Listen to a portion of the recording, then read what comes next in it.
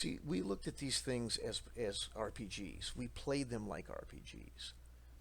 We were not just players. We weren't just Bob and Tom and Dick on one side and Chuck and Harry on the other or whatever. Um, we played like we were in the command center.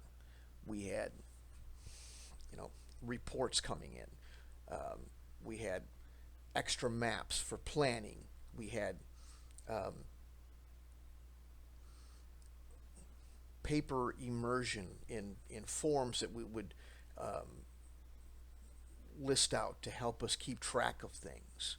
Instead of complaining about math and all that stuff that is difficult or whatever, we turned that administrative type thing into a prop that was part of the role playing, and it made it fun and interesting, and we got into it, and we became a a good team, like a good staff, like a battalion staff. We had the logistics guy, we had the support guy, we had the tactics guy, we had everything, and the overall commander guy, and we would come up with a plan and we would implement it against a team that similarly had the same um, team members doing their side of things. And then we had people who would round robin. They would take turns being what essentially was a war game version of a DM. They were making judgments on things, just like Kriegspiel, the old Kriegspiel. That's how we played. Two teams and one, or if need be, more than one arbiter. And we got into it, man. We never got into uniforms or anything because that was kind of cringe. Um, but we would. It was make it like the old, 60s war movies where there was people pushing tanks around with sticks on some giant situation map and all that. We had that kind of thing going on. Um, and to do it that way, it melded RPG and wargaming in a really interesting and fun way that it didn't matter that you had to read a manual to learn how to play the war game.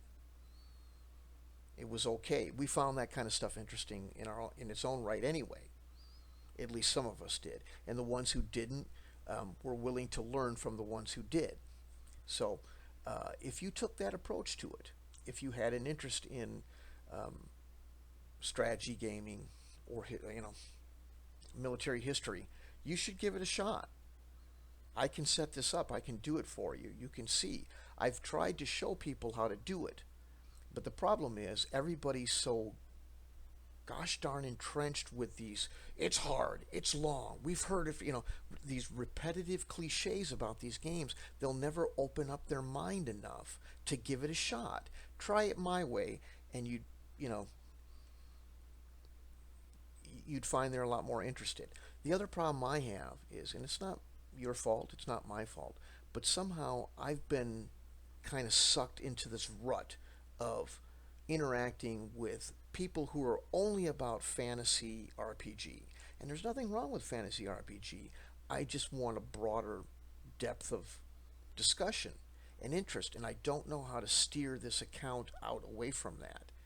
And so again, it's not your fault, it's just the way that the algorithm works. I find myself engaging with people whom have no other interest other than, you know, kill dragon, steal gold, rinse, repeat.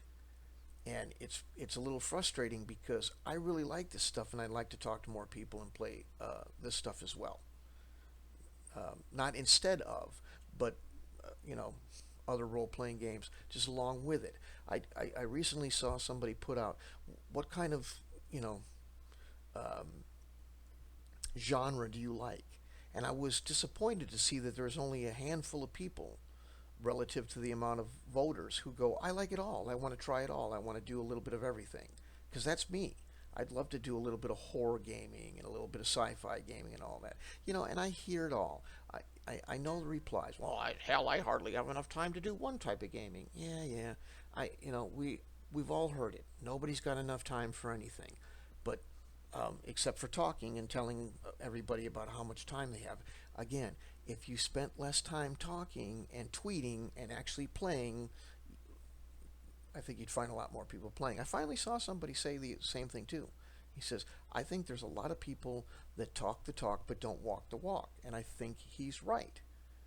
And and you may say, well, that's not my fault. I'm trying to make a living, and God bless you for it. No one's trying to put you down for being a responsible, um, you know, working individual. I just think that if you just stood back and just analyzed how much time you spend discussing the game, you might find that if you did less of that, you would make some time to actually be able to play them.